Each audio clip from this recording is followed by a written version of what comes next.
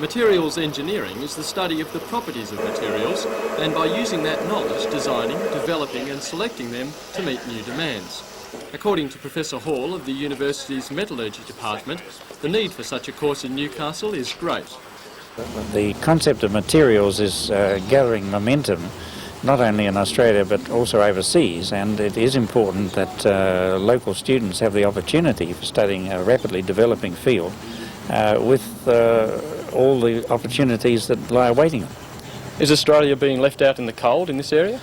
I don't think it's being left out in the cold, but we've got to run faster if we're going to keep up with the rest of the world. All the new developments in oxides, plastics, ceramics generally haven't really been exploited in the present context of our research in Australia. What particular aspects of that would the students be doing in the course?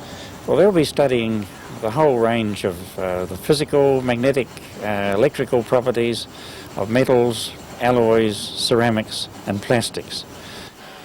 And some of the results are most unusual. A concrete spring, for example. Professor Hall says that they are planning on an intake of 24 first-year students starting next year, and that demand for trained people in the field is very high. Interested applicants should contact Professor Hall at the university.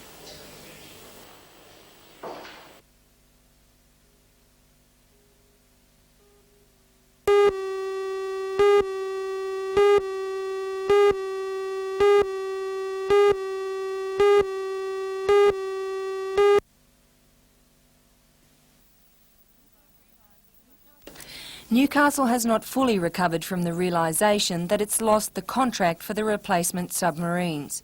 Its image is still feeling a little bruised. So according to Mike Tyler from the Newcastle Chamber of Manufacturers, the new Centre Unity Group will not help Newcastle win new contracts. He claims investors will find it even harder to cut through the maze of union voices and that the disunity is likely to put them off. As far as this new group, I'm not sure whether they see themselves as a distinct third group. I would like to think that no matter how they see themselves, we still find ourselves in a virtually united industrial front as far as the region generally is concerned. I wouldn't like to think that, given the difficulties that we've confronted in recent times, owing to our industrial relations background, that we now find ourselves with infighting from one side of the fence. Today, the leader of the new group, Len Corrigan, revealed that the idea for such a group followed a secret meeting with New South Wales Labor Council Secretary John McBean. At that meeting, they floated the idea of forming a new group. However, he denied that the group was a way of extending the right-wing power of New South Wales Labor Council on the eve of a federal election. We will be completely linked with it. We're not breaking away from there, and we'll be no different with the Newcastle Labor Council than what we always have been. If there's issues there we feel as though we should be involved in, we will attend meetings they request us to.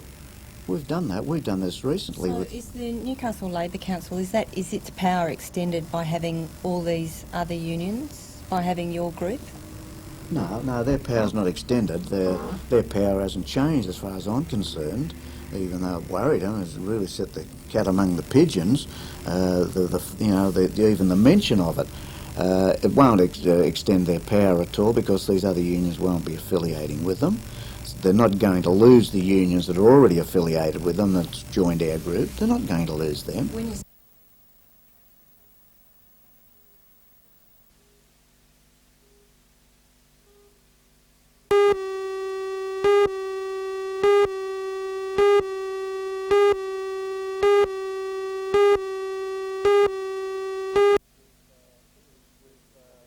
We've put the increases across the board amongst our supporting races, introduced a new race, increased our flagship, I suppose, as we've called it, the Winfield Gold Cup by 25,000 to 125,000. But also the NBN Cameron has had an increase from $50,000 to $60,000. That must say something about how important this carnival is on the racing calendar. Yes, I think probably the people of Newcastle should realise the recognition that this carnival receives throughout Australia. It's recognised as a feature event on the Australian calendar when horses can go on and win the Melbourne Cup or start favourite in the Melbourne Cup after winning our cup here. and the quality of racing generally throughout the 2 days is recognised as the best anywhere in Australia. Have you had some good feedback so far to the idea? Yes, I think coming closer to the spring carnivals and the completion of the Brisbane Winter Carnival that we'll have a lot of interest. I'd expect that we'd get New Zealand interest, and I think that the major stables will all be represented this time.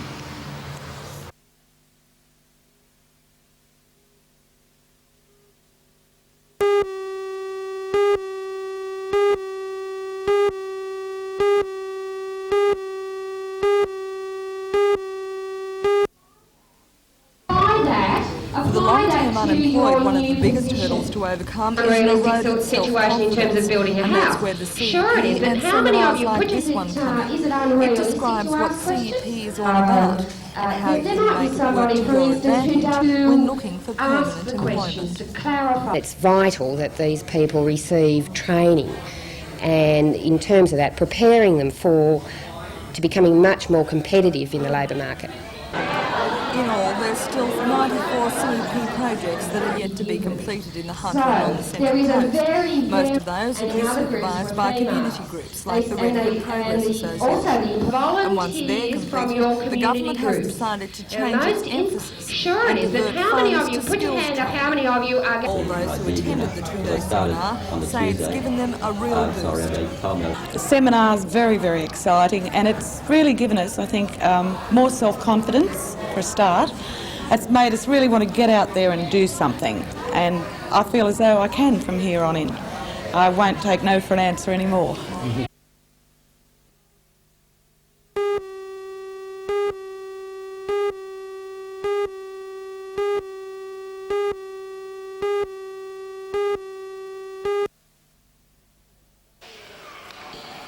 The Central Coast Swamp Rats face spirited opposition from their Campbelltown counterparts today. However, a number of fine through tries from star player Craig Purcell and fine goal kicking, or rolling in this case, from Murray Millard soon assured them of victory. The 7 teams competing in the competition mostly come from Sydney, and with this win the Swamp Rats are now top of the ladder in the B Division. The rules are quite simple and follow conventional touch football closely. A tennis ball is used to simulate kicks and start the plays, but then passes are made by calling a number of one of your team members. Tackles are made by touching the wheelchair of the member of the opposition who has the imaginary ball. According to Central Coast team manager Pat Adams, the experience is invaluable. It gets them out of the house instead of sitting around doing nothing, and you go in there and ask any one of those kids there and they'll be sitting on cloud 9 at the moment. Does it make you feel good to come out on top like that? Yeah. Yeah, especially when, you know, you're all a team and you're all friends with all your team. And, you know, just when you see your friend go over the line, you know, that's really good. Yeah. It doesn't matter if you score it yourself, it's just your team and that you're all equal. Yeah, it's quite a bit of skill out there too, isn't it?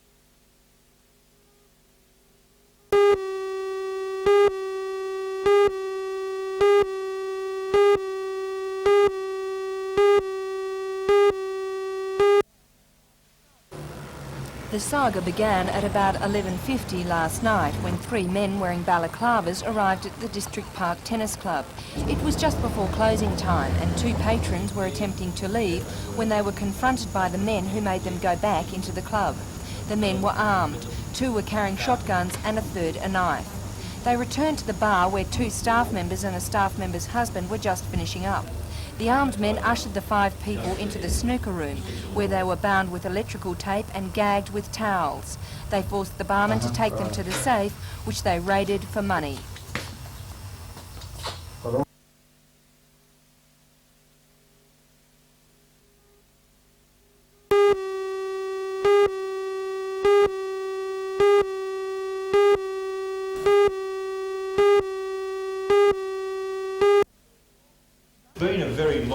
Last night's forum at Broadmeadows Samaritan Family Centre was held to gauge public interest and support for the establishment of a local community justice centre. Wendy Foulkes is director of the state's 3 centres, now operating from Sydney and Wollongong, assisting in more than 16,000 disputes.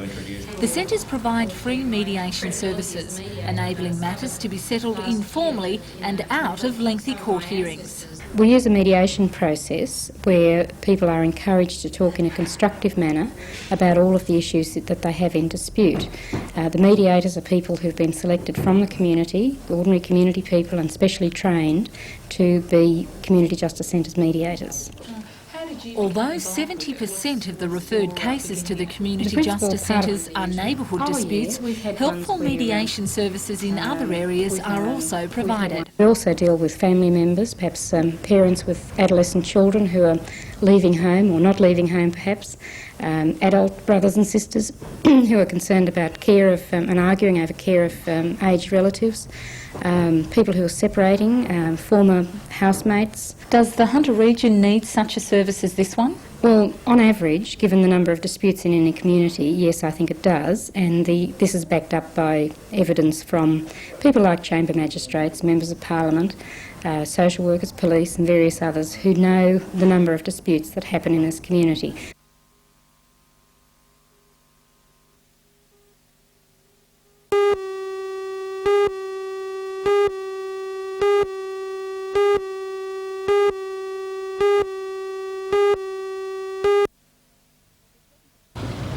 The 76-year-old pensioner was bludgeoned to death in his house in Cameron Street, Hamilton, in the early hours of yesterday morning. James Harvey lived alone. He was found dead in a bedroom just off the lounge room by his grandson, Wayne Marr, who arrived at midday to mow the lawn. A post-mortem today revealed James Harvey died of massive head injuries. Following police investigations, a man and 2 youths were charged last night. Terry William Ellefson appeared in Newcastle Court this morning, charged with murder and with assault and robbery. Ellefson, who is unemployed at Burke Street, Carrington, turned 20 yesterday. During a brief appearance in court, Ellefson was remanded in custody and the case was adjourned for 1 week. Bail was not sought and Magistrate Cleary formally refused it. A 17-year-old youth appeared in Warramai Court charged with murder and assault and robbery. He was also remanded in custody to appear at Newcastle Local Court next Wednesday. Another 17-year-old juvenile charged with breaking and entering with intent to steal was bailed last night to appear at Warramai Children's Court next month.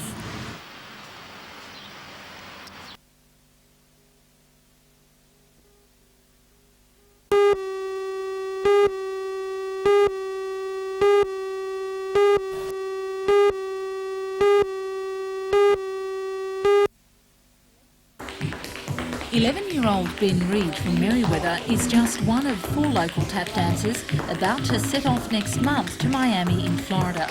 The troupe is the only one representing Australia, taking their places on stage in the renowned Fred Astaire International Dancing Company Championships. The tappers were selected on their performance levels, and teacher Les Griffith claims the experience will be invaluable.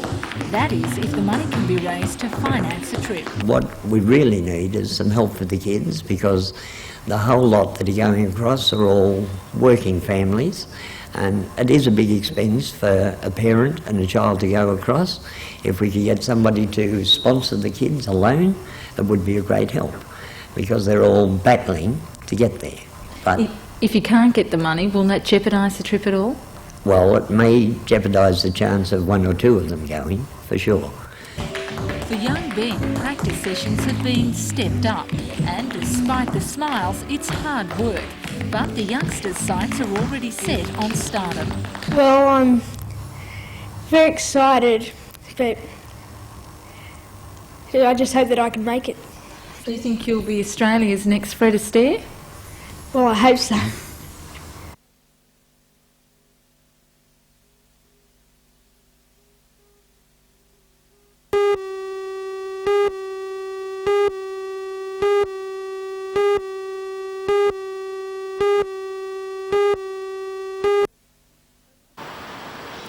Over the past 2 weeks, there has been a rash of stolen or false driver's licences being used to hire equipment that is not being returned. Air compressors, chainsaws and kanga hammers are the type of equipment being stolen. When hire firms traced the licences, the owners were found to have recently had their licence stolen. Police believe there are 2 people operating separately. They may be stealing the equipment for resale or for private use. To the hire people, The people who go to hire this equipment must travel there in a motor vehicle, and besides inspecting some identification, I would suggest they at least jot down the registration number of the vehicle that people arrive at their business in. Unfortunately, we don't have real good descriptions because the people at the time, it's just been another business transaction to them and haven't taken the time to properly get a good description of the people involved.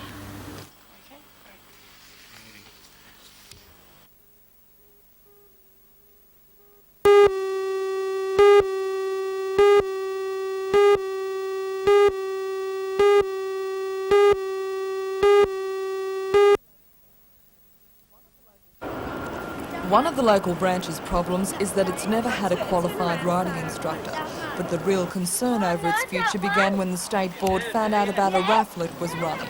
According to State President John Plowman, professional fundraisers were employed, each receiving a 30 to 40% commission, which goes against RDA policy. 125,000 tickets were printed, and it's believed distributed as far south as Canberra and north to the Queensland border. Each ticket sold for $1, and the branch was told it would receive a mere $4,000 of the potential $125,000 raised. The former branch president said she knew no details about this until a meeting where she was introduced to some of the new members who joined before the raffle. When she found out how much money could be made and how much the association was to receive, she contacted the state office and the raffle was called off.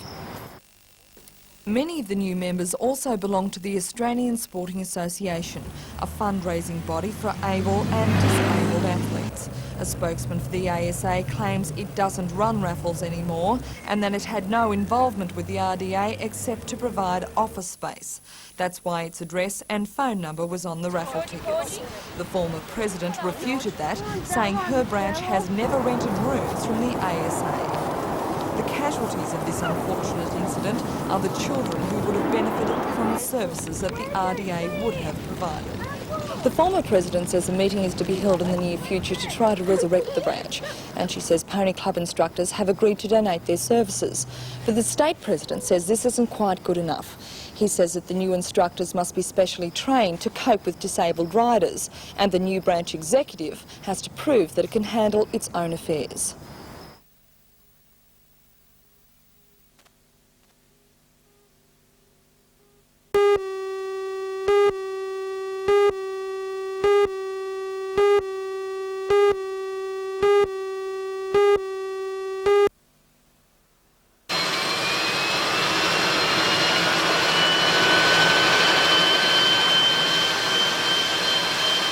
Mike Yankee, as it's known, wound up its engines for the last time this morning, bound for Bankstown and its resting place with a spare parts company.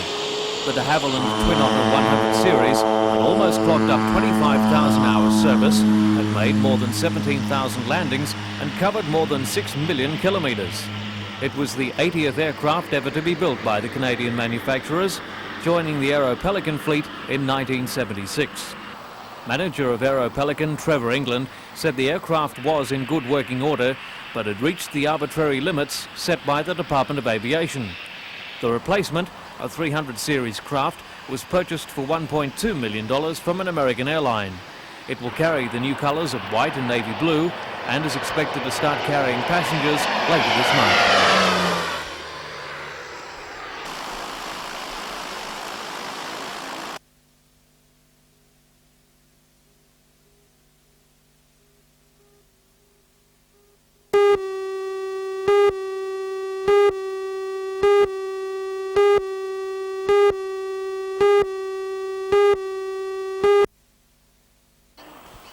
The Newcastle City Council decided last week to close the park to permanent residents by June 30th.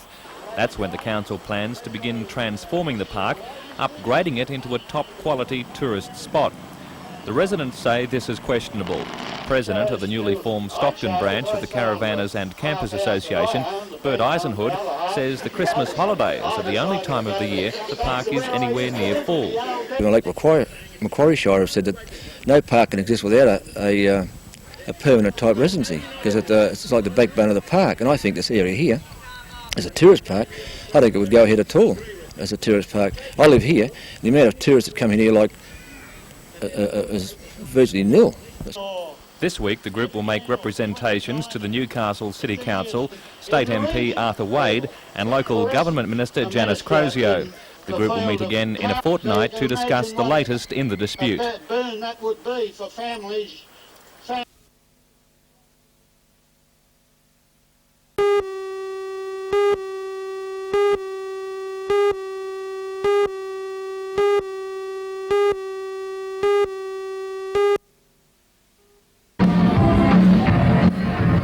Imagination, costume, audience appeal and good lip synchronisation are all that's needed.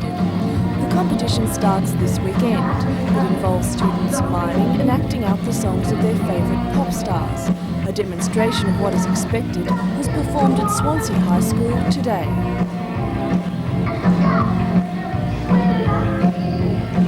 Those who don't have a good voice may have never had a chance to perform before. This time they don't need to. They can be creative, outrageous, imaginative, but they're actually competing for their schools. We've got $4,000 which McDonald's are putting up that major prize. So the winning school is going to get $2,000, then it'll go down to $1,000 for the second place getter, $500 for the third, and of course the winning participants from the school will actually win individual prizes as well. So besides the kids, I think it's a thing for the schools.